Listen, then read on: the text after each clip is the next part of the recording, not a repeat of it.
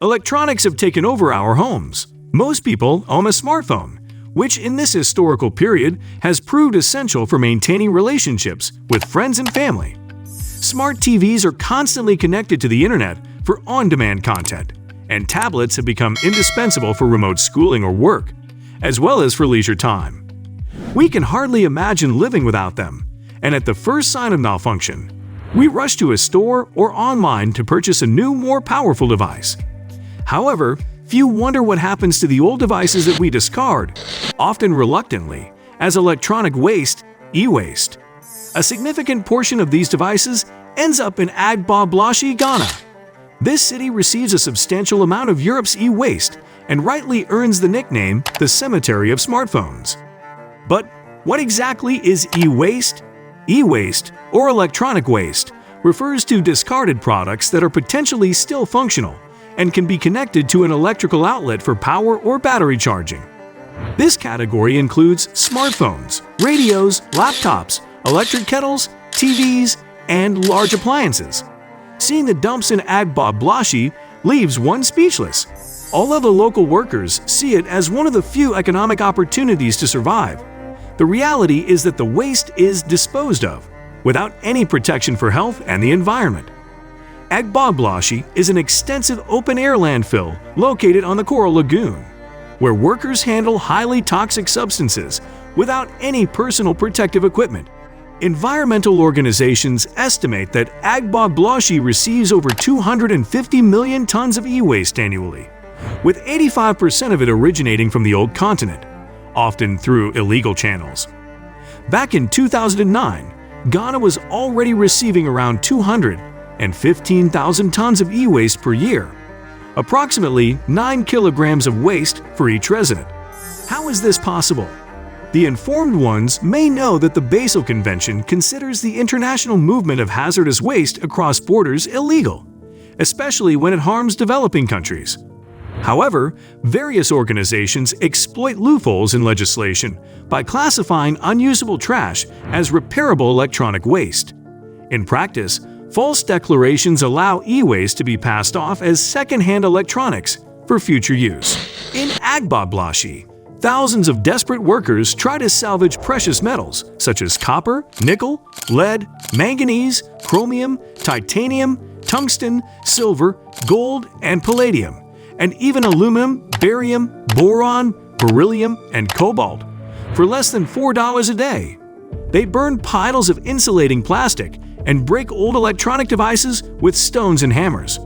The air, poisoned by the thick black smoke from burning rubber, causes severe health problems for the workers and residents.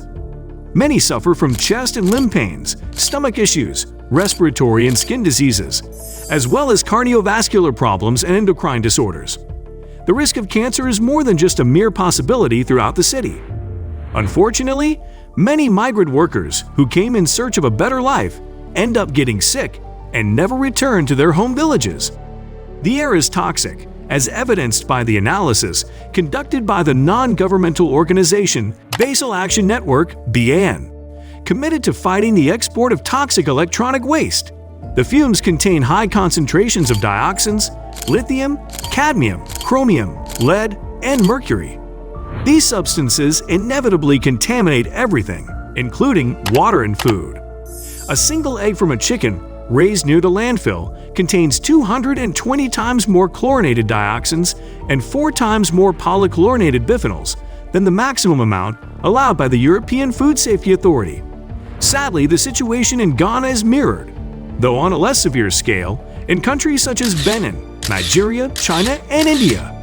India, in particular, can be considered the world's second-largest cemetery of smartphones, a massive hub for the accumulation and recycling of e-waste due to the evident cost difference in disposal between Europe, 35 euros per kilogram, and India, 2 euros. Large containers of electronic waste reach the ports of Mumbai, Kolkata, and Chennai, often disguised as second-hand merchandise or charity donations.